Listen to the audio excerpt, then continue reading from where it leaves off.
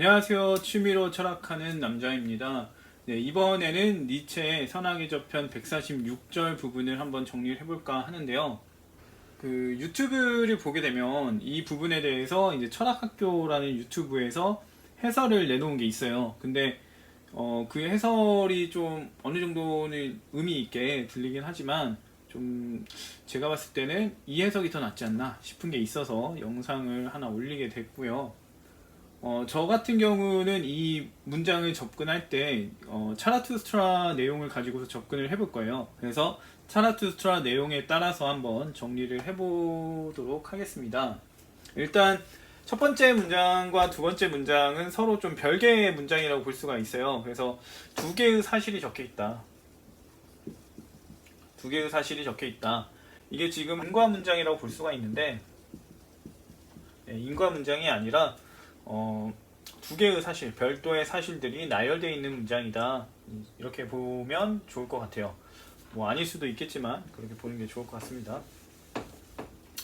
아무튼 이 첫 번째 문장부터 해설을 해볼 텐데 일단 괴물이 뭔지 알아야 합니다.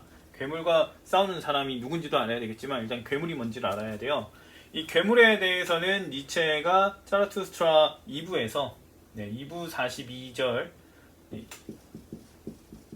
2부 42절 부분에서 인간에 대해서 괴물로 취급을 합니다. 괴물로 취급을 한 이유는 뭐 여러 가지가 있겠지만 니체가 이제까지 책들에서 했던 얘기를 놓고 보면은 부조리함을 인정하고 그 다음에 올바른 추구를 안 하는, 그러면서 어떻게 하느냐? 향락적이고 즉흥적인 이런 특징을 지녔죠. 그리고 여기에 기반되는 거는 또 이제 허무주의가 있습니다. 이런 것들이 이 인간의 특징이라고 볼 수가 있고요. 니체 같은 경우에 어떤 사람이냐? 니체는 이런 부조리함, 올바름 추구하지 않음을 고발하는 사람이었죠. 그래서 부조리를 고발하고요. 그 다음에 올바름 추구를 필요하다라고 얘기를 했습니다. 그래서 어느 정도의 절제도 필요하다 이런 얘기를 했던 게 니체에 해당이 되죠. 그러니까 이 괴물과 니체는 서로 대립되는 관계고요. 그리고 니체는 이런 개선을 요구했어요. 개선을 요구했기 때문에 니체와 괴물은 다투게 되는, 니체가 괜히 가서 야 이거 부조리야, 야 이거 올바르지 않아, 너 너무 향락적이야 라고 지적을 했던 거죠. 그러니까 니체는 괴물과 싸우는 사람이 됩니다. 그래서 니체가 괴물과 싸우는 사람에 해당이 되고 괴물은 일반적인 사람들이라고 볼 수 있죠. 뭐 정확하게 말하면은 대중 이렇게 보면 좋을 것 같네요. 이제 니체가 한 말을 좀 더 볼 텐데 괴물과 싸우는 사람, 니체죠. 니체와 같은 사람이에요. 니체와 같은 사람은 싸우는 과정에서 괴물과 싸우는 과정에서 자신마저 괴물이 되지 않도록 주의해야 한다. 이 말만 보면은 뭐 저 사람이 나한테 쌍욕을 한다 그래서 나도 쌍욕을 하면 안 된다 이런 의미로 볼 수도 있겠죠. 근데 이런 의미보다는 다르게 접근하면 어떻게 볼 수 있냐면 니체와 괴물이 싸우게 되면은 괴물들의 입장이 뭐냐면은 이렇게 부조리를 고발하고 올바름을 추구해서 도대체 내가 사는 동안에 뭐 어떤 좋은 일들이 있느냐라는 거예요. 사는 동안에 출세하거나 사람들과 어울리거나 인기 있거나 이러려면은 부조리도 어느 정도 인정하고 올바른 거 추구할 필요도 없고 그러면서 놀러 다녀도 되고 좀 악행도 저질러도 되고 그리고 향락적인 거 추구해도 된다 이런 얘기를 하는 거죠. 그런데 이런 입장이 대부분의 사람들이 이런 입장을 가지고 있는 거예요. 그런데 니체는 이런 사람들을 지적하니까 어떻게 되냐? 배척을 당하게 되죠. 쟤 뭐야 이러면서 배척을 당하게 됩니다. 근데 이런 니체와 같은 사람들이 많냐라고 보면은 많지가 않아요. 이거에 대해서도 이제 니체가 차라투스트라에서 얘기를 하게 되는데 이제 4부를 보게 되면 4부에 거머리 얘기가 나오고요. 그 다음에 마법사 얘기가 나오고 그 다음에 암소 얘기가 나옵니다. 이 암소가 뭐냐면은 이 사회의 부조리, 올바름, 향락적인 거 이런 것들을 인정한 존재들을 암소라 그래요. 그러니까 사회에 길들여졌다 이렇게 얘기를 하는 거죠. 사회에 길들여진 존재인데 이 암소를 흉내내는 사람이 있습니다. 네, 이런 사람들도 있다 얘기를 하게 되는데 이 니체는 차라투스트라가 이들과 다르다. 네, 이들과 같지 않다. 네, 이거를 얘기를 하게 돼요. 근데 이 사람들이 누구냐면 거머리 마법사 암소 흉내내는 사람들이 누구냐면 정신적으로는 이걸 추구하고요. 근데 실질적으로 사회생활 할 때는 이렇게 추구를 합니다. 그래서 이 중간에 양발에 걸쳐 있는 사람들에 해당이 돼요. 근데 니체는 이렇게 양발을 걸쳐 있는 사람이 아니라 부조리를 고발해야만 어울리는 사람인 거예요. 이 거머리나 마법사 암소 흉내내는 사람은 부조리를 고발해야 되고 올바름을 추구해야 한다라는 건 알고 있지만 실제로는 부조리를 인정하고 올바름을 추구하지 않으면서 살고 있는 거죠. 그래서 보면은 괴물은 대부분의 사람들, 네, 이런 부조리함을 인정하고 올바름을 추구하고 향락적인 걸 따르는 사람은 대부분의 사람들이 그렇고 니체와 같은 생각을 가진 사람들 중에서도 실제로 이걸 인정하는 사람들이 있어요. 그렇다 보니까 대부분의 사람과 소수 중에 또 일부들이 이렇게 행동하고 있으니까 니체는 어떻게 되냐? 고독하게 됩니다. 예, 니체는 고독하게 돼요. 혼자 남게 되는 거죠. 그래서 이 괴물과 싸우는 사람들, 니체와 같은 사람들은 이 괴물과 싸우는 과정에서 어떻게 되냐? 고독해진다. 이런 거죠. 이렇게 고독해지면 어떤 갈등이 생기냐면, 네, 나도 이 사람들처럼 좀 중간에 걸치고 있을까라는 갈등이 생긴다는 거예요.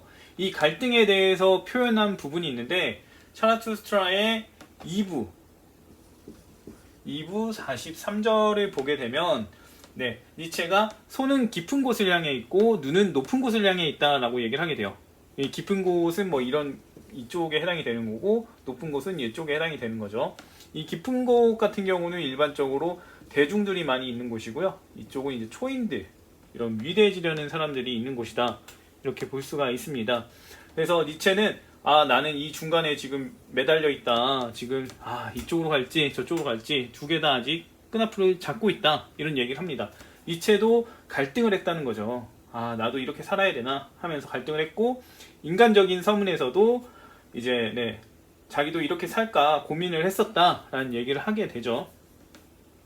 아무튼 그래서 이제 니체도 괴물이 될까 말까 이렇게 했는데 그래도 괴물이 되지 않도록 주의해야 한다. 괴물과 싸우는 사람이라면 괴물이 되지 않도록 해야 한다. 이 얘기를 하는 거죠. 그래서 니체는 그래도 끝까지 자신의 입장을 지켜라. 괴물과 싸우는 사람이라면 너의 그 의지를 지켜라. 이 얘기를 하는 거죠. 이게 이제 첫 번째 문장이라고 볼 수가 있습니다. 너의 그 부조리를 고발하고 올바름을 추구하고 그러려는 너의 생각을 끝까지 밀고 나가라. 의지를 강하게 가지고 있어라. 라고 얘기를 하는 거고 이제 두 번째 문장을 보도록 할게요.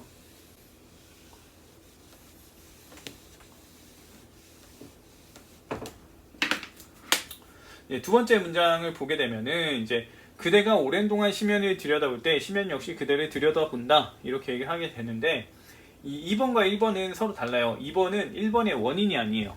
네, 이건 별개의 내용인데 왜 별개의 내용인지 볼게요.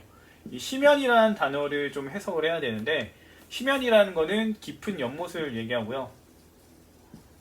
깊은 연못이고 이렇게 땅이 있다고 하면 이렇게 깊은 거에 해당이 되고 컴컴한 느낌을 주죠. 컴컴하고 이런 곳을 이제 특징을 지니게 되는데 이 심연에 대해서는 이제 차라투스트라가 직접적으로 언급하는 게 없어요. 그렇지만 생각해 볼 수 있는 거는 중력의 영으로서 생각을 해볼 수가 있습니다. 이제 니체가 차라투스트라에서 중력의 영 언급을 하게 되는데 이 중력의 영이 어떤 특징을 가지고 있냐면요. 땅은 무겁다. 네, 땅은 무겁다. 이러면서 인생도 무겁다. 이런 얘기를 하기도 하고요. 그 다음에 또 하는 얘기가 뭐냐면은 이제 차라투스트라가 이제 3부쯤에 되면은 이제 다른 곳에 가게 되는데 중력의 영이 나타나서 차라투스트라에게 너 높이 튀어 올랐네. 그렇지만 너는 다시 땅으로 떨어지게 될 거야. 라는 얘기를 하게 됩니다. 그러면서 튀어 올라도 떨어진다. 이런 얘기를 하게 되죠. 그러니까 뭐다? 너가 지금 이렇게 발악을 해봤자 의미가 없다. 이 얘기를 하는 거예요. 이건 결국 뭐냐? 허무주의 얘기를 하는 거고 인생은 무겁다라는 얘기도 무의미하다 이런 의미로 접근을 해볼 수가 있을 겁니다. 반면에 이제 니체는 차라투스트라가 이 중력의 영과 적이라고 합니다. 적이라고 하고 그리고 이제 하늘에 뭐 밥상을 차렸다 이런 얘기를 하게 되죠. 하늘의 가장 높은 곳에 밥상을 차렸다 이렇게 얘기를 하면서 시면의 중력의 영과 해당되는 중력의 영과 완전히 대조적인 입장을 가진다고 볼 수가 있습니다. 그래서 지금 시면이 중력의 영에 해당이 된다면 허무주의로서 이제 이해를 해볼 수가 있는 거예요. 그래서 그대가 오랜 동안 허무주의를 들여다볼 때 허무주의 역시 그대를 들여다본다 라는 얘기가 되는데, 이 내용을 가지고서 또 얘기를 해볼게요. 이런 얘기가 왜 나오게 되는지를 보게 될 텐데, 그러려면 다시 앞서 이제 괴물과 다투는 상황을 봐야 합니다. 괴물이 있고 니체가 있는데요.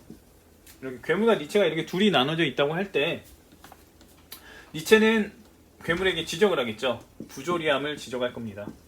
부조리하고 향락적이고 온전하지 못한, 이걸 지적을 할 거고요. 이 괴물은 그러면 어떻게 될 것이냐? 괴물은 이렇게 부조리함을 내가 개선하고 향락적인 거를 절제하고 온전하게 살아봤자 죽으면 어떤 의미가 있냐? 어떤 의미가 있냐? 이렇게 되는 거죠. 근데 실질적으로 뭐 이렇게 절제하고 살아봤자 죽을 때 되면 이제 후회가 남을 수도 있는 거죠. 그렇다 보니까 죽으면 의미 없다. 그러니까 재밌는 거 찾아야 된다. 향락적으로 살아도 되고 좀 부조리해도 되고 내가 사회적으로 출세하거나 이런 것들을 위해서 좀 살아도 된다. 뭐 이런 거 추구해봤자 어떤 이로움이 있냐. 그래서 허무주의에 따른 입장을 보게 돼요. 허무주의에 따른 입장. 죽으면 다 의미가 없는데 그냥 지금 현재를 난 만족하면서 살고 싶은데 이거에 대한 입장을 보게 되는 거죠. 그러니까 니체는 이 괴물과 이야기를 함으로써 자꾸 어떻게 되냐, 허무주의를 목격하게 돼요.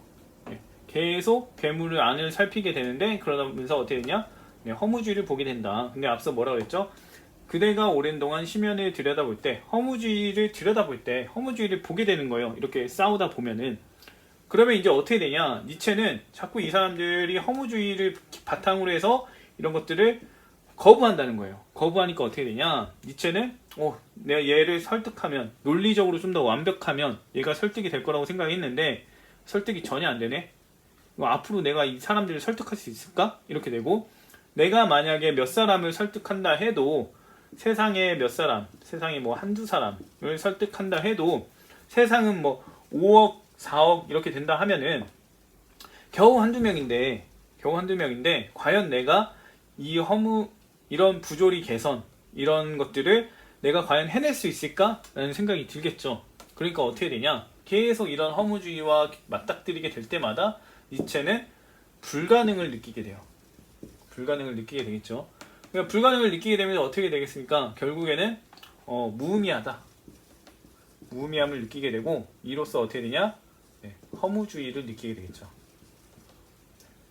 니체도 이렇게 개선해야 된다, 바꿔야 된다 이렇게 너무 열심히 외쳤지만 결국엔 뭐다? 허무주의를 목도하게 되더니 결국 자기도 허무주의에 빠지게 되더라. 이런 얘기를 하는 거죠. 그래서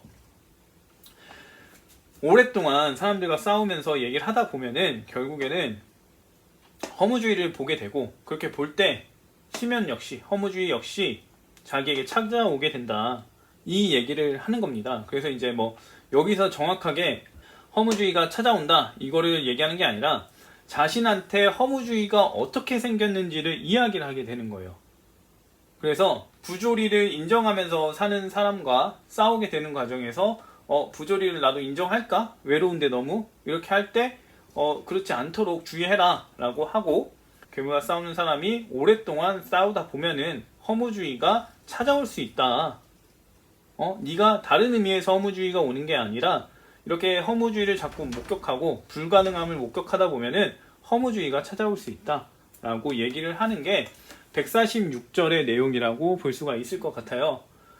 뭐 자세하게 제가 니체 책을 다 보고서 완벽하게 정리를 한 다음에 하는 건 아니라서 뭐 의미를 제가 과해석했을 수도 있긴 한데, 아무튼 이런 식으로 봐야 맞다고 저는 생각이 들고요. 다음에 다른 내용으로 또 영상을 찍어 보도록 하겠습니다.